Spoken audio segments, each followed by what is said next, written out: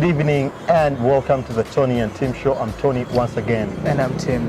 And welcome back from a brilliant week that saw the Champions League return as well as the Europa League team. Yep. Lots of action there, big games that we saw kicking things off with a very, very big game on Tuesday night. Liverpool beating PSG, which was very, very interesting for everyone to see there. Neymar failing along with his colleagues to beat this Liverpool side. But also we saw the Europa League returning last night, and Chelsea and Arsenal, who are England's representatives in that particular tournament, picked up wins. Convincing wins, but maybe the 1-0 win for Chelsea was a bit small. Yeah, it was a bit a lightweight win, but if you get a win away, Tony, any win away is always a big win. In these hidden places. Yeah, Tony. And of course, the Premier League returns on the weekend with the Champions League teams playing on Saturday, and then the teams that took part in that Europa League facing Sunday afternoon games. But we kick things off, of course, with the big side, Cardiff at 5 o'clock East African time. Cardiff will be hosting Manchester City. Cardiff is one of 4 teams that haven't had a win this whole season. Yeah, Tony, you look, we've mentioned over and over that Cardiff is one of the teams without the X factor yet in the Premier League. We've seen the other representatives, Fulham and Wolves, that came from the lower division, performing well. So the only star in the Cardiff performance, I think, the game against Arsenal, they were able to push Arsenal all the way, though they end up losing that game. So I really see nothing Cardiff can do over this Man City side. And of course, Manchester City will be fresh from that surprise loss at the Etihad, where they were beaten 2-1 by a Piqué-inspired Lyon side. 2-1 it was. Of course, we didn't cement in this particular game for Manchester City. They've had a bit of a problem in the goalkeeping area where they don't have the depth that's required. We know Ederson just had a baby.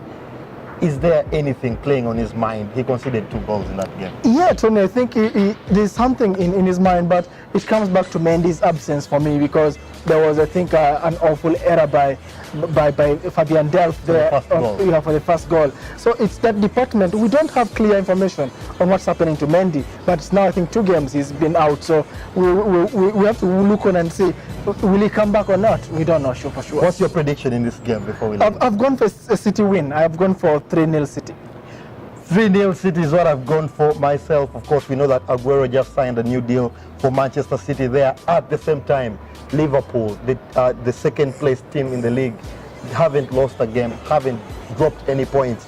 They'll be taking on Southampton at the same time, at 5 o'clock. Yeah, same time, Tony. And there's nothing other than a win for Liverpool here. We've seen, I think, the last performances against Sutton, they've just been winning. The problem with Sutton coming to this game, their informed striker, Danny Ings, is actually on loan from Liverpool, so he's tied. 3 goals in 5 games. Exactly, can't play this game. So I think it's a demotivation for Sutton there, but Liverpool, Tony, looks a good team. Maybe this is where Salah will come back and start scoring, but to me, I think Salah is off form right now. Of course, interesting, Liverpool coming to this side, like we said, they beat PSG in midweek, which was a huge win for them. Mohamed Salah looks out of sorts. Yep. We know that Firmino is now back. He was seen in training. He should be able to start in this particular one. He came on as a sub against Paris Saint-Germain. Ings is a big problem, but Gabbiadini, the other striker for Southampton, has not had enough football before this year. Yeah, Tony, he's not had football, but I think also he's not been on form. That's why he's finding himself on the bench. We all remember Gabbiadini, the time when he's packed into the Premier League life, scoring terrific goals and a number of goals. But he has to be the replacement, and could this be the chance for him to start scoring and then come back to the starting 11 for Southampton? Prediction? I've gone for Liverpool win, Tony. I've again gone 3-0 here. I think Southampton have what it takes to get at least 1 goal at Liverpool there. So I've gone for 2-1 win for Liverpool in this particular game. Manchester United, that had a big win in midweek. Yep. We saw their 3-0 win where Pogba, the captain, had 2 goals. They'll be hosting a Wolves side just 1 place below them in the league. They're 8th on 9 points, and Wolves is 9th on 8 points. Yeah, Tony. I mean, that 1 point difference makes Wolves think that it's a much tougher between the 2 sides. But I would want to believe that these 2 sides are of different levels. Of course, they both have Portuguese managers there. A couple of the coach and the keeper having been with Mourinho in Porto when they won in 2004 Champions League. So it's a game really that I think will be high tempo, but United should have enough. The only problem for United, 2 players are out. We know Rashford is having a 3-match ban, and Matic has a game off tomorrow. So it's where maybe Wolves can prey on, but United should have enough to see off this Wolves side. We saw in the midweek, Sanchez did not start that particular game. We saw Martial starting out on the left, almost completing that particular game actually. So Sanchez should be fresh for this particular game.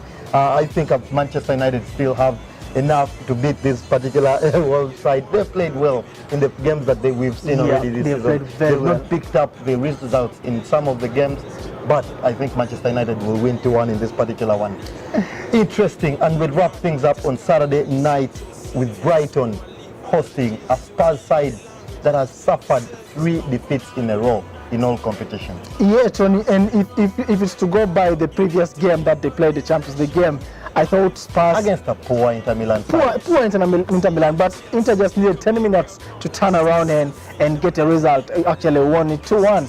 It's I think. Can you say that defeat was self-inflicted from the decisions that Pochettino made? The substitutions were poor, Tony. I think even if you're defending a game, the last thing you do is to remove your number 9 or someone who can get the goals. He did that, Tony, and I thought that was the start of the downfall. But when you look at this Spurs team, Tony, it looks to be the same players. Yes, there are substitutes there, but it's the same 15, the 11 plus the bench players. It's the same, and I think for the last 2-3 seasons, it has been the same too. And the fatigue has cropped in just in game 5, and we might see them crumbling in the other matches, Tony. Very interesting. Of course, we know that Michel Vorm now is the standing goalkeeper for Tottenham, which is where I have a big problem. Vorm is a player that I haven't been convinced in Tottenham colours yet. He hasn't had the chances, of course. We can't really blame him for that. But now they're on a 3-game winless streak. We know that this Brighton side is a team that has a top striker in Glenn Murray. So it's a side that can hurt any side. Very interesting there. One player I think that's out of sorts for Tottenham is Harry Kane. I don't know what they have to do. They need to help him. The manager needs to step in and say, Kane, please, I need you to rest.